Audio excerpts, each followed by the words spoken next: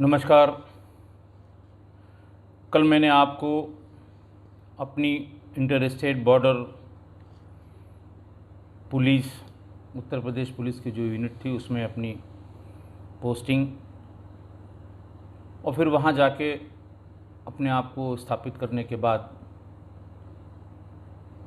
SP Jalaun Shri Ram Kumar की working देखी मैंने। वर्किंग देखने के बाद ऐसा लगा कि वो बहुत शिद्दत से निर्भय सिंह गुर्जर के गैंग के पीछे लगे हुए हैं। बहुत ही कैलकुलेटेड, मेथोडिकल और बहुत ही सिस्टमेटिक तरीके से जो उनका काम था, उसी को देखते हुए मैंने उनसे अनुरोध किया कि मैं खाली हूँ, मेरे पास कोई मैंडेट के हिसाब से बहुत काम नहीं है और मैं उनके साथ इस ऑपरेशन में काम करना चाहता हूँ। औपचारिकताओं के बाद, मेरे वरिष्ठ अधिकारियों से बातचीत करने के बाद, DG inter state border force से बात करने के बाद, आईजी जोन कानपुर ने उनको कह ही दिया था, मैंने ये काम की शुरुआत की। काम बिल्कुल मेरे लिए नया था। पुलिसिंग में डकैती ऑपरेशन वैसे तो बहुत बड़ा काम है, एंटी डकैती ऑपरेशन। इसके लिए एक ज़माने में जब ये गैंग चलते थे, छवेराम, सीमा परिहार, कलुआ, पान सिंह तोमर, फूलन सिंह, तो इनके लिए अलग से एंटी डकैती ऑपरेशन के लिए अलग से थाने हुआ करते थे, अलग से इसके एसपी हुआ करते थे। बहुत बड़ी संख्या में फोर्स इनको दी जाती थी। चूँकि जो बीहड़ का क्षेत्र है वो कई ज़िलों के क्षेत्रों में आता है और ये दिक्कत होती थी कि अगर जालौन में है, झांसी में है, इटावा में है या उधर ग्वालियर में है, भिंड में है, मुरैना में है, तो कोऑर्डिनेट करने में दिक्कत होती थी। तो अपने उत्तर प्रदेश की तरफ यमुना पट्टी के बीहड़ों में एंटी डकैती ऑपरेशन के लिए ये पूरा एक सेटअप खड़ा किया गया था एंटी डकैती ऑपरेशन का। तो वो अपना काम करते थे। बेसिकली जो मुकदमे इन डकैतों से संबंधित कायम होते थे, वो उसका पर्यवेक्षण, अलग अलग ज़िलों में जो मुकदमे अगर एक ही गैंग द्वारा किए गए हैं तो उनके सब की फाइलें एक साथ देखना, स्टडी करना, ये उनका काम था। लेकिन रामकुमार साहब ने बहुत ही, मैंने आपको बताया कि बहुत बड़ा सा सर्वे ऑफ इंडिया का नक्शा, उसमें जितनी पतली पगडंडियाँ हैं जो बीहड़ों में होके जाती हैं, उनको सबको मार करना। और उन्होंने पहली बार ये बताया था कि इन्फॉर्मेशन जो देते हैं, चाहे वो आपके सोर्स हों, चाहे वो आपके इन्फॉर्मर यानी मुखबिर हों, या आपकी सहायता करने वाले अन्य लोग हों, उनकी सूचना को वेरीफाई करने के लिए कि ये सूचना सही है कि नहीं है। ज़्यादातर सूचना पुलिस जो चाहती थी वो ये थी कि अगले दिन वो कहाँ पहुँचेगा, या आज वो कहाँ से चला है, या आज उसकी लोकेशन क्या है। इस 3 प्रकार की सूचना पे ही हम कोई एक्शन कर सकते थे। अब किसी भी ज़िले की कोई पुलिस जो इस ऑपरेशन में लगी है वो ऐसा कर सकती थी। और उनके इसी कैलकुलेशन के कारण हम लोग, जब हम पहली बार बीहड़ क्षेत्र में घुसे, साथ में श्री राम कुमार साहब भी थे, उनकी पूरी टीम थी, वहाँ की एसओजी हुआ करती थी, वो पूरी टीम थी। उनमें कुछ बहुत अच्छे कांस्टेबल्स थे जिनको बहुत अच्छी जानकारी थी बीहड़ के रास्तों की, ग्रुप के और गैंग के मेंबर्स की, उनके साथ घुसे। और पहली बार मेरा जो एक्सपीरियंस था बीहड़ों के बीच का, वो मुझे व्यक्तिगत रूप से बहुत ऐसा लगा कि यहाँ काम करने का बहुत स्कोप है। बहुत ही पिछड़ापन, बहुत ही गरीबी और इतना टेरर, इतना खौफ बीहड़ में 10 गिरोहों का था कि मैं आपको बता नहीं सकता। ये एक्सरसाइज पूरी फ्यूटाइल हो गई और हम लोगों को जो सोच के गए थे ऐसा कुछ नहीं हुआ। और वो अड्डी छोड़ के निर्भय अपने पूरे गैंग के साथ दूसरी जगह जा चुका था। वापस लौट के आए, दोपहर बाद फिर इकट्ठा हुए। मैं पहुंचा सर के पास और वो बिल्कुल पूरी एनर्जी के साथ तैयार थे और कैलकुलेट कर रहे थे कि इधर से अगर निकलेगा तो किस किस पॉसिबल अड्डी पे वो जा सकता है। उनका ये भी मानना था कि हम कभी कभी इन मुखबिरों की इन्फॉर्मेशन में, प्रोफेशनल मुखबिर जो होते हैं वो पुलिस को उलझाने के लिए, अपने आप को सही साबित करने के लिए तरह तरह की झूठी सूचनाएं भी देते हैं। तो उन्होंने अंदाज़ लगाया कि अगर इस मैप के सामने खड़े हुए थे और अंदाज़ लगाया कि अगर ये चला है और जो टाइमिंग लग रही थी वहाँ जो सामान छूटा हुआ था उससे और लोगों से कि कितने बजे निकले होंगे, तो उससे अंदाज़ हम लोगों ने किया कि 3 तरफ वो जा सकता है और 3 तरफ में अगली रात तक वो कहाँ कहाँ हो सकता है अगर रुके तो। अगर नहीं रुके तो उसके बाद वो किन किन अड्डियों को प्रेफर करेगा, कहाँ वो जाना चाहता है या कहाँ वो अंदाज से पहुँचेगा। फिर उस क्षेत्र के जो लोग हैं जो उससे पीड़ित और प्रताड़ित हैं उनका सहयोग लेके और उसके बारे में इन्फॉर्मेशन ली जा सकती है। सामान्य रूप से मुखबिरी करने वालों, पुलिस के लिए जो मुखबिरी का काम करते थे, उनकी हत्या करते थे दस्यु गिरोह। कोई भी दस्यु गिरोह जो भी इतने दिनों में यहाँ रहे हैं, छविराम इसके लिए बहुत ही कुख्यात था। इसी तरह फूलन देवी और मान सिंह, डाकू मान सिंह, ये सब अगर इनको केवल शक पर ये शक हो जाए कि सूचना पुलिस को किसने दी, ये गांव में घुस के उस व्यक्ति की हत्या कर देते थे। तो इसलिए जब तक बहुत व्यक्तिगत काम न हो या बहुत व्यक्तिगत रूप से कोई आदमी पीड़ित या प्रताड़ित न हो, वो इस तरह की सूचना नहीं दिया करता था, जबकि उसको बिल्कुल अच्छी और सटीक जानकारी हुआ करती थी। श्री राम कुमार ने कहा कि हम इसके संबंध में, जैसे उन्होंने जो उनके यहाँ रजिस्टर थानों पे बने थे वो गांव वाइज बने थे कि हर गांव में एक रजिस्टर था। उसमें पिछले 10 सालों में दस्यु गिरोहों द्वारा की गई हत्याएं, डकैतियां, पुलिस से मुजाहमत, पुलिस के हथियार लूटने की कोई घटना हुई हो तो ये रजिस्टर उसके अलग अलग बने हुए थे। उन्होंने कहा कि आप सबसे पहले पूरी स्टडी कर लीजिए इसकी कि ये किस तरह चलते हैं, कहाँ से चलते हैं, उसमें बरसात के दिनों में किस तरह की अड्डी ये प्रेफर करते हैं। ये सब सूचनाएं रजिस्टर्स में अंकित थीं, अलग अलग थाना क्षेत्र के अलग अलग गाँव में, जहाँ जो गांव के विलेज क्राइम नोटबुक होती है उसी में ये सब प्रॉपरली एंटर था। और राम कुमार सर ने उसको बहुत अच्छे से उसका अंकन कराया था पूरे जालौन डिस्ट्रिक्ट का। वो वहीं अपने पास रखते थे, जहाँ की सूचना होती थी उसको पलट के उसमें दी गई सूचना, पुराने अपराध, ये सब इकट्ठा कर लेते थे। उन्होंने मुझसे कहा कि ये सारे रिकॉर्ड्स आप लेते जाइए और इसकी रात में स्टडी कर लीजिए अच्छे से। जो जहाँ से गैंग कल निकला है आप उस गांव से शुरू करिए और पॉसिबिलिटीज़ जहाँ जहाँ 1-1.5 घंटे में जो उन्होंने बताई जा सकते हैं उस गांव का रजिस्टर देखिए और ये देखिए कि वहाँ कौन कौन से लोग ऐसे हैं जो इस गैंग के प्रताड़ित किए हुए हैं, क्योंकि वही आपको सूचना दे पाएंगे। और अगर जो उसके बेनिफिशियरी हैं, ऐसे लोग जो इस गैंग से फ़ायदा उठाते रहे हैं, उनसे पूछने से कोई लाभ नहीं होगा और उस तक की सूचना पहुंच जाएगी कि पुलिस इसमें भी अब सूचना प्राप्त कर रही है, इस गांव में जाना ठीक नहीं है, और फिर हम हमेशा की तरह खाली हाथ रहेंगे। बात बिल्कुल ठीक थी।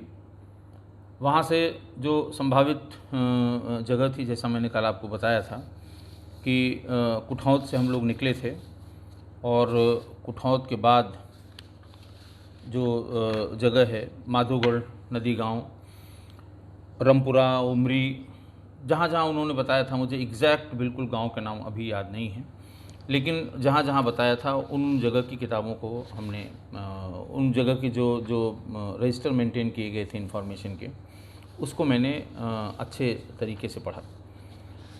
उससे एक चीज़ पता लगी कि इसका चुनावों में बहुत दखल था। लगभग हर रजिस्टर में पंचायत चुनावों का, विधानसभा चुनावों का इसका ज़रूर जिक्र था। कि इसने किस कैंडिडेट की मदद की, किसका विरोध किया, कौन जीता और कौन हारा। डॉक्यूमेंटेशन वैसे भी विलेज क्राइम नोटबुक में हर गांव के बारे में ये इन्फॉर्मेशन लिखी, चूँकि वो डकैती प्रभावित इलाका था तो उसमें इसका बहुत ख़ास जिक्र था। ऐसे ही एक गांव के रजिस्टर में बहुत ही इंटरेस्टिंग इन्फॉर्मेशन मिली। एक तो इन सब रजिस्टर्स को पढ़ने के बाद ये पता लगा कि इसका 200 गांवों में सीधा प्रभाव था, जहां पर गांव के जो सरपंच हैं और जो वहाँ के मेंबर्स हैं, जो वो क्या बोलते हैं, ब्लॉक के जो पंचायत मेंबर्स होते हैं, वो इन सब के इलेक्शन में इसका सीधा प्रभाव था। एक गांव के बारे में, कुरछा गांव के बारे में उस रजिस्टर में ये अंकित था कि वहाँ 2 कैंडिडेट्स के बीच में आपस में झगड़ा हुआ और दोनों की पंचायत निर्भय गुजर के पास गई। पर्चा दाखिल करने का समय बहुत नज़दीक था। निर्भय गुजर ने फरमान किया कि कोई भी इसमें से पर्चा नहीं भरेगा, इन दोनों में से, और इसके अलावा भी कोई पर्चा नहीं भरेगा। इस ग्राम पंचायत में प्रधान पद के लिए कोई पर्चा नहीं भरा जाएगा। ये निर्भय गुजर की तरफ से मुनादी हो गई और बिल्कुल वही हुआ, किसी ने पर्चा नहीं भरा। लोकतांत्रिक प्रक्रिया में, चुनाव की प्रक्रिया में, अगर कहीं कोई वोट न दे पूरा गांव का गांव, या कहीं कोई पर्चा न भरे, तो इसको स्वस्थ परंपरा नहीं माना जाता और संबंधित अधिकारियों की जिम्मेदारी फिक्स की जाती है कि आखिर ऐसा क्या था कि लोगों ने चुनाव में हिस्सा नहीं लिया और क्यों नहीं लिया, और प्रशासनिक अधिकारियों ने चुनाव सकुशल कराने के लिए क्या क्या किया। साल भर की मान मनोबल के बाद इलेक्शन हुआ।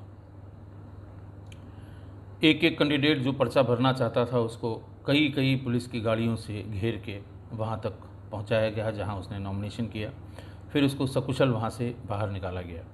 साल भर बाद चुनाव हुआ और जो प्रधान जीता उसमें, वो उस पर निर्भय गुजर की कृपा नहीं थी, ऐसा उसमें लिखा था रजिस्टर में, कि चूँकि वो नहीं चाहता था कि ये इलेक्शन जीते और वही जीत गया।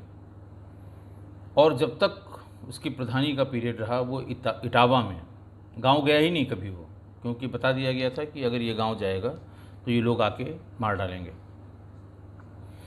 वो पूरा पीरियड इटावा में, शहर के भीतर एक सुरक्षित मकान में रहा, जिससे कि कहीं इस 10 गिरोह के लोग पहुंच के उसकी हत्या न कर दें। इसी तरह और जो रजिस्टर थे उनसे जानकारी मिली कि कुंवरपुर, बिड़ौरी, नीवरी, हनुमतपुरा, इन सब के इलेक्शन में, जो ग्राम पंचायत के इलेक्शन में निर्भय गुजर के फरमान जारी हुए थे। और उसमें मतलब अंधेर की बात ये उसमें अंकित है कि उसमें वोट देने के लिए संख्या निश्चित थी कि फलां 7 लोग वोट देंगे, फलां 11 लोग ही वोट देंगे और फलां 21 लोग ही वोट देंगे। ये पहले इसकी ये सूचना भेज दी गई और ये ऐलान कराया गया वहाँ कि फलां फलां ही वोट देंगे, और एग्जैक्टली वही हुआ। उतने ही वोट पड़े। चुनावी प्रक्रिया के लिए जो जितने वोटों की आवश्यकता थी कि कंप्लीट हो जाए, उतने वोट पड़े, उसी में जीत हार तय हो गई और उसी में ग्राम प्रधान चुने गए। आप इससे इसका अंदाज़ा लगा सकते हैं कि कितना दबाव होगा गांव पर और कितना खौफ था उस समय, कितना उसका डर था उस इलाके में कि आप अपने मताधिकार का भी प्रयोग नहीं कर सकते।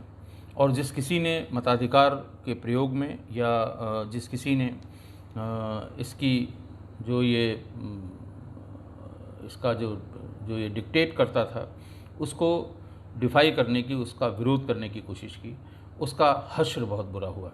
बहुत ही क्रूर डकैतों में इसका शुमार हुआ करता था निर्भय गुर्जर का। एक और उसमें एक गांव के रजिस्टर में एक और इंसिडेंट का जिक्र किया गया है कि क्षेत्र पंचायत के चुनाव के लिए एक सदस्य को मना किया गया कि तुम क्षेत्र पंचायत के लिए नॉमिनेशन नहीं भरोगे, लेकिन उसके भी ज़्यादा समर्थक थे और बीहड़ों में जो गांव के लोग हैं उनको समय समय पर जब भी कोई बड़ी घटना होती है तो प्रशासन उस गांव के लिए 10, 12, 15 लाइसेंसी हथियार देता है, इशू करता है। कहीं कहीं ये डकैतियाँ हथियारों के चक्कर में डालते हैं, लेकिन हथियारों से डकैतों का मुकाबला करने के लिए बड़े गांव, सुरक्षित गांव या जहां संगठित लोग हैं, जहां आपस में कोई फूट नहीं है, वहां सब लाइसेंसी हथियारों का को साथ रखते थे, हर समय तैयार रहते थे और डकैतों का मुकाबला भी करते थे। छोटे मोटे डकैतों की से भिड़ जाते थे और फिर बाद में उसकी पंचायत होती थी। तो वो क्षेत्र पंचायत सदस्य के उस प्रत्याशी वो नहीं माना, उस संभ्रांत व्यक्ति था, उसके साथ भी तमाम लाइसेंसी असलहाधारी लोग थे और उसने नॉमिनेशन फाइल किया। बार बार उसको बताया गया कि मत करो, लेकिन फाइल भी किया और जीत भी गया। अचानक एक दिन रात में सूचना मिली कि निर्भय गांव में आया है। गांव में आया, उसके डकैतों ने चारों तरफ से घेर लिया। उस जीते हुए क्षेत्र पंचायत सदस्य को उसके घर से खींच लिया गया और रात में ही गांव वालों के सामने उसकी नाक काट दी, चाकू से उसकी नाक काट दी गई। उस समय आप अंदाज़ लगा सकते हैं कि उसका कितना खौफ वहाँ उस गांव में और लोगों में, क्योंकि वो स्वयं भी बहुत ही शक्तिशाली और बहुत ही प्रभावशाली व्यक्ति था। लेकिन उसके साथ के लोग जो वहाँ लाइसेंसी असलहे वाले लोग थे, थोड़ा बहुत विरोध के बाद वो सब गांव छोड़कर भाग गए। अगली बात उसके बारे में जो रजिस्टर्स में, जो लिखा पढ़ी में, जो डॉक्यूमेंट्स में थी, क्योंकि पहले उसका अध्ययन करना बहुत ज़रूरी था। राम कुमार साहब जितने सिस्टमेटिक थे काम करने में, वो चाहते थे कि अगर उनके साथ कोई काम करे या उनकी टीम रहे तो वो भी सिस्टमेटिक हो, क्योंकि जब तक हम सिस्टमेटिक नहीं रहेंगे, इधर से सूचना आई चल दी है, उधर से सूचना आई चल दी है। वो बार बार 3-4 दिनों की मुलाकात में ये कहते थे कि हम फेल क्यों हो रहे हैं, जो सूचना आती है हम उसी पे चल देते हैं। जो हमारे सबऑर्डिनेट्स कह देते हैं कि नहीं साहब ये बहुत अच्छा मुखबिर है, इसने पिछली बार 3 बार सूचना दी थी, सही निकली थी, लेकिन ऐसा नहीं है। धीरे धीरे पुलिस के से बहुत नज़दीकी होने के बाद मुखबिरों के बारे में भी इन गैंग्स को पता लग जाता था और वो अपने मूवमेंट को बचाने के लिए उन्हीं से गलत सूचना देके पुलिस का मूवमेंट दूसरी तरफ करा दिया करते थे। तो उनका ये कहना था कि जब तक पूरी जानकारी नहीं होगी कौन किस तरह का है तो हमें सही सूचना नहीं मिलेगी। इसी तरह ये बताया गया कि जो यमुना पट्टी में के गांव थे उसमें भी बहुत ज़्यादा प्रभाव था इन निर्भय गुर्जर का, और वहाँ पर वो मतदान में सीधा प्रभाव डालता था, चाहे वो विधानसभा का हो चाहे लोकसभा का हो, और पंचायत के चुनाव में तो उसका लगभग एकाधिकार था। इकनौर, मड़ैयना, दिलीप नगर और अंधावा ये गांव थे और बड़े गांव हैं, यमुना पट्टी के बड़े गांव हैं बीहड़ में। इसमें इलेक्शन के समय में सिर्फ लोग इंतज़ार करते थे कि निर्भय किस कैंडिडेट के लिए कहेगा, और मजाल थी कि कोई उसके इतर, क्योंकि अगर इलेक्शन के रिज़ल्ट के समय मतगणना में ये आ जाए कि इतने मत निर्भय गुर्जर से समर्थित कैंडिडेट को पड़े हैं और 10 इसके विरोध में पड़े हैं या 5 विरोध में पड़े हैं, तो सबसे पहला ये था कि 5 ये कौन लोग थे जिन्होंने हमारी बात नहीं मानी। ये इस तरह की बातें उसमें लिखी हुई थी। तो ये तय किया गया कि जिन जिन लोगों को इसने इलेक्शन के समय परेशान किया, जिन लोगों को मुखबिरी के शक में जिनकी हत्या कर दी, जिन लोगों की गवाहियाँ इसके अलग अलग हत्या, डकैती और अपहरण के मुकदमे में शेष रह गई हैं, उनकी भी सूचना लेने के लिए कहा गया कि कौन कौन से मुकदमे अभी चल रहे हैं। हालांकि मुकदमे वहाँ सब 10-10 साल, 15-15 साल, 20-20 साल पुराने मुकदमे 20 साल होने के बाद ही चलना शुरू होते थे, लेकिन जो ताज़े मुकदमे थे जिसमें गवाही चल रही है उसमें किसकी गवाही होनी है, क्योंकि गवाहों की हत्याओं का बड़ा प्रचलन है बीहड़ में। है क्या, उस समय था, बहुत प्रचलन था कि गवाही देने से पहले मना किया जाता है, लेकिन फिर भी अगर उसके परिजनों की हत्या हुई है, एक परिवार के 5 लोगों की हत्या हुई है, तो वो भी सामाजिक दबाव से या सामाजिक अपनी जिम्मेदारी निर्वहन करने के लिए कि हमारे पूरे परिवार की हत्या हुई और मैं गवाही भी न दूं, वो भी अपने पूरे लाव लश्कर के साथ गवाही देने जाता था। लेकिन ऐसे बहुत ढेर सारे गवाहों की भी हत्या उस समय हुई। ये 90 के दशक की बात समझ लें आप इसे, 80 और 90 के दशक में।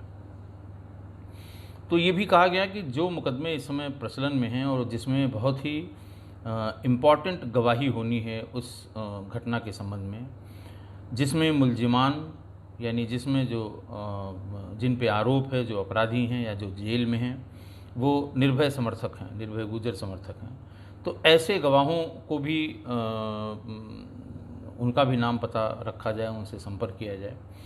पहले चूँकि संपर्क करने में बहुत समय लगता था और उस पीरियड में जब हम वहाँ पहुँचे 2003 में, उस समय ज़्यादातर लोगों के पास मोबाइल आ गए थे। ज़्यादातर लोग मोबाइल का इस्तेमाल करने लगे थे। बहुत नीचे तक तो नहीं, लेकिन जैसे ग्राम प्रधान या छोटे व्यापारी या थोड़ा बहुत जिनके पास जो थोड़ा सा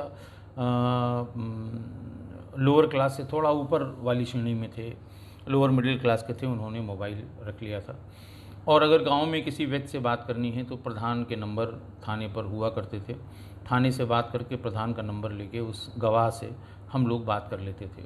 एसओजी की पूरी टीम थी, हमारी पूरी टीम थी।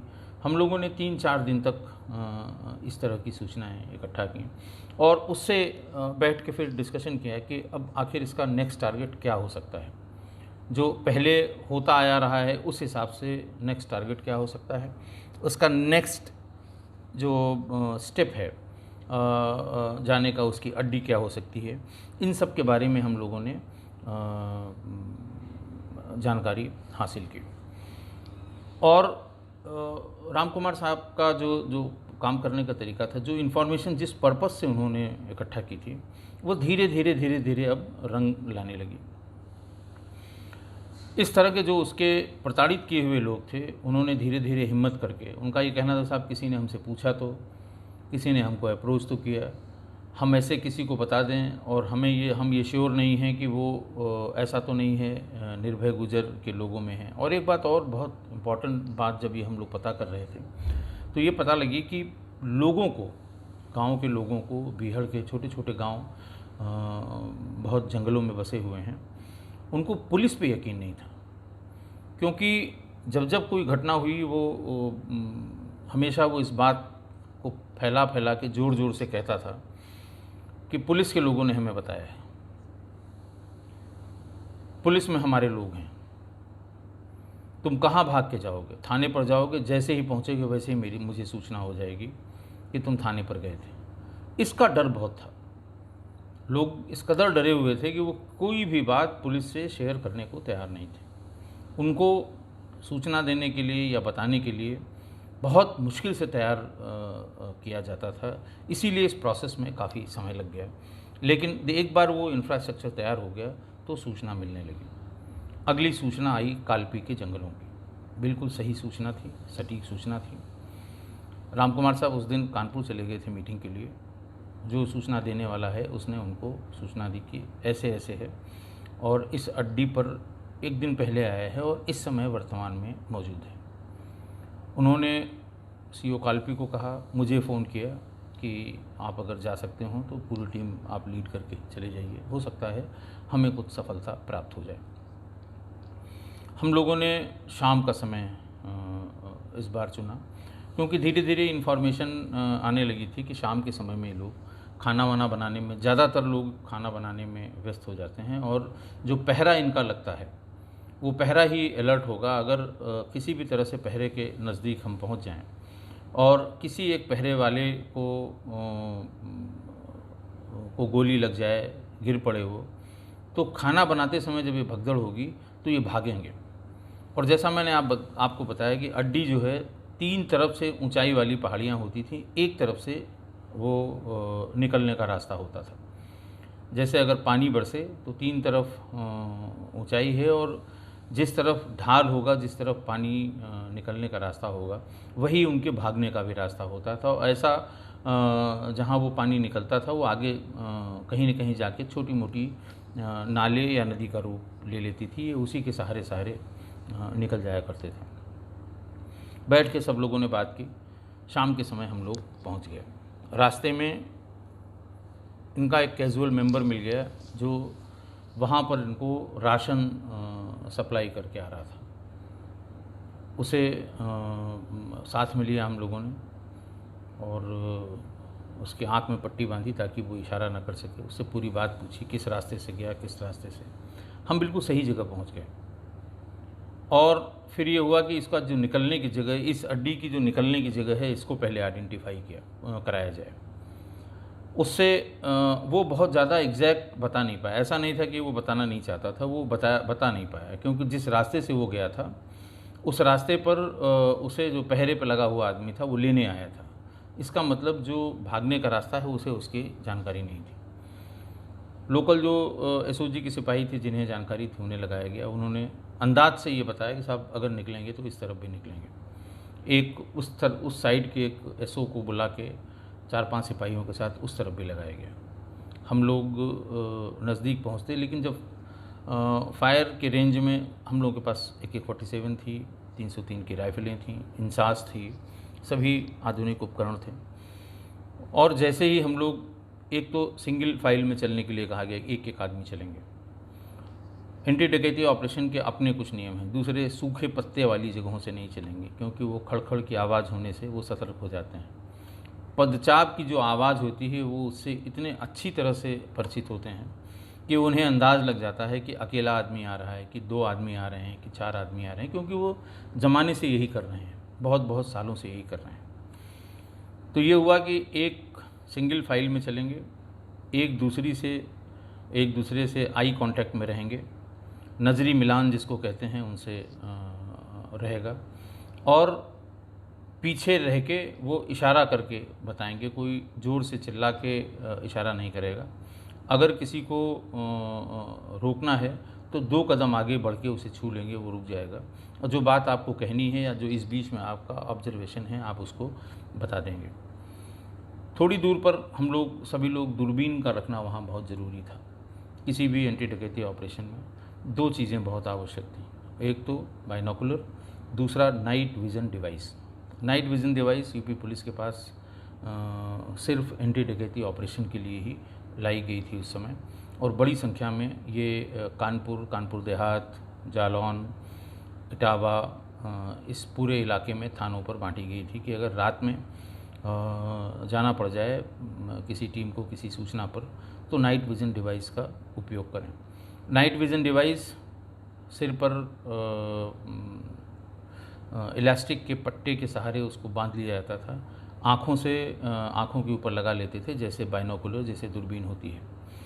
और बिल्कुल अंधेरे में, एकदम अंधेरे में, बिल्कुल डार्क घुप अंधेरे में तो थोड़ा सा मुश्किल है, लेकिन फिर भी बिल्कुल अंधेरे में जहाँ आपको सामान्य बाइनोकुलर से, सामान्य दूरबीन से या सामान्य आँखों से सामने 2 फीट 4 फीट के बाद कुछ नहीं दिखाई देता, ऐसे में जब आप उसको लगा लेंगे तो जो जैसे चंद्रमा की किरण है, जैसे जो स्टार, जो तारों की गैलेक्सी है, उसके बहुत छोटे से प्रकाश में, जिसको अदरवाइज़ आप नहीं महसूस कर सकते, उसके थोड़े से प्रकाश से भी वो एक्टिवेट हो जाता है और आपको आकृति, मानव आकृति है, जानवरों की आकृति है, उसका बहुत स्पष्ट आभास होता है नाइट विज़न डिवाइस से।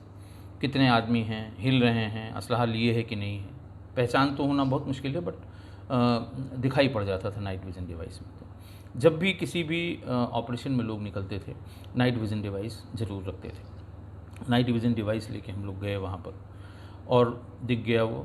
ये हुआ कि थोड़ा और नज़दीक हो जाएं तो हम लोग इसको नज़दीक से, और हुआ भी यही, फायर किया गया, लेकिन दूरी थी ज़्यादा, फायर वो मिस कर गया।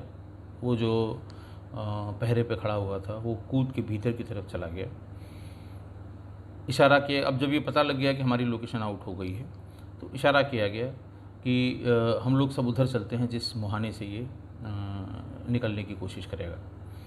रास्ता वो थोड़ा कठिन था और बहुत ज़्यादा कन्वर्जेंट हम लोग नहीं थे उस रास्ते के लिए। सारी पीएसपी थे, 2 थानों की फ़ोर्स थी हम लोगों के साथ, पूरी एसओजी थी। हम लोग जब तक वहाँ पहुँचते तब तक ये वहाँ से सब साजो सामान अपना लेके, असलहे लेके वहाँ से निकल चुका था और सीधे उसकी अड्डी पे पहुँचे। अधपके हुए चावल, अधपकी हुई सब्जियाँ, इनका सारा सामान, सारे कपड़े, जूते, चप्पल सब वहाँ पर छूटे हुए मिल गए। खैर, इस तरह की घटनाएं बहुत सी हुई हैं वहाँ जालौन पुलिस के साथ, और एंटी डकैती ऑपरेशन में जो भी पुलिस रही है बहुत बार बार मिस किए हैं, क्योंकि वो एक तो या तो दूर से देख ले तब वो निकल जाए, या फायर करके इंगेज करे, उन लोगों को रोके वहाँ पर, और इस बीच में अपने साथियों को जाने का मौका दे। जब सब लोग सेफली निकल जाएं तब वो निकल जाए।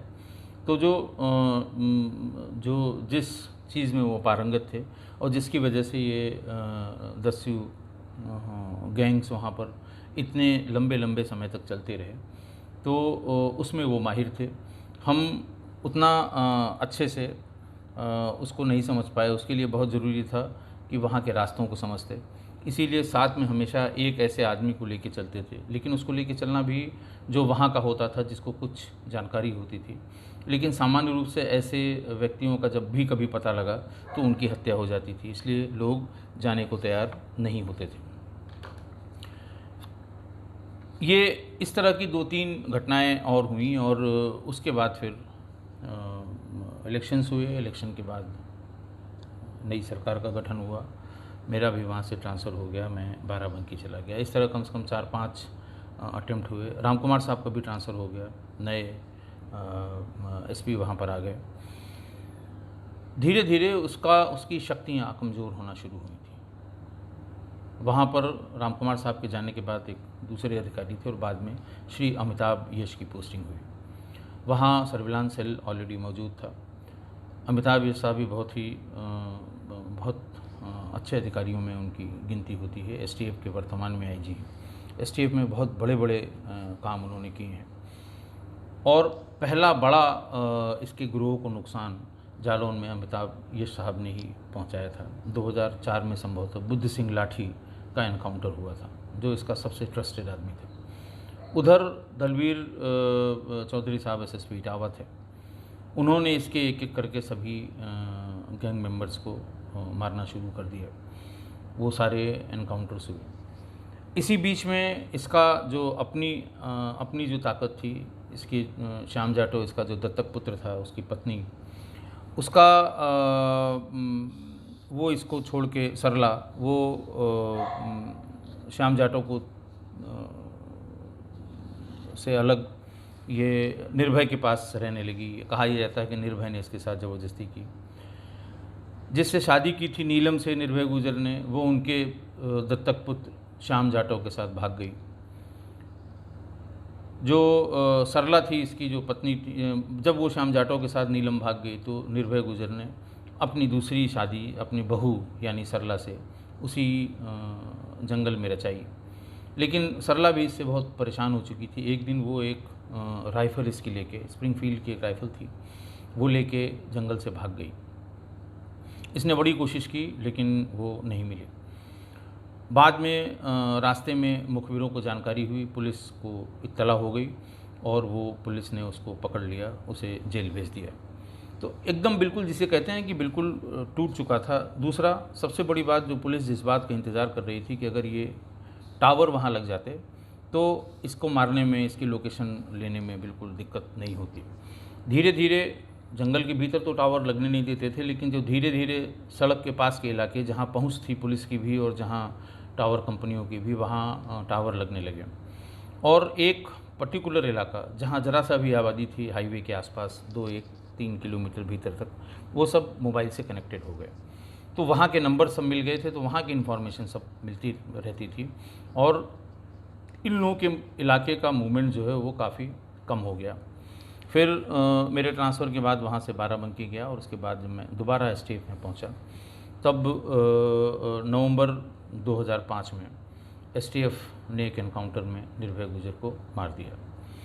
कहा यह जाता है कि अंतिम समय में, और आज भी पूरे बीहड़ के इलाके में लोग यही कहते हैं कि जो डाकुओं का साम्राज्य था चंबल और यमुना पट्टी में, उसका वो अंतिम बादशाह था।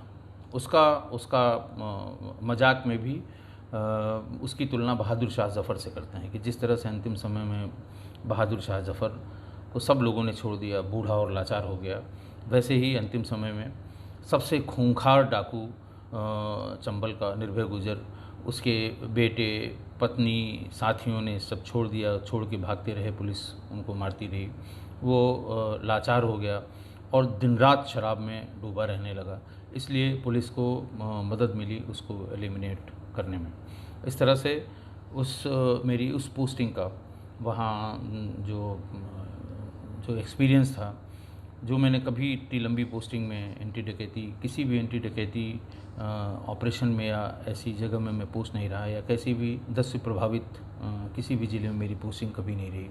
लेकिन वो 3-4 महीने वहाँ जो मैंने काटे हैं वो बहुत ही इवेंटफुल थे, और मेरी कैरियर में इतनी कम समय में इतना ज़्यादा क्राइम के बारे में सिखाने वाला कोई पीरियड नहीं था। बहुत चीज़ें मैंने वहाँ पे सीखी, पुलिस की अपनी परेशानी वहाँ पर देखी और स्वयं भी महसूस की।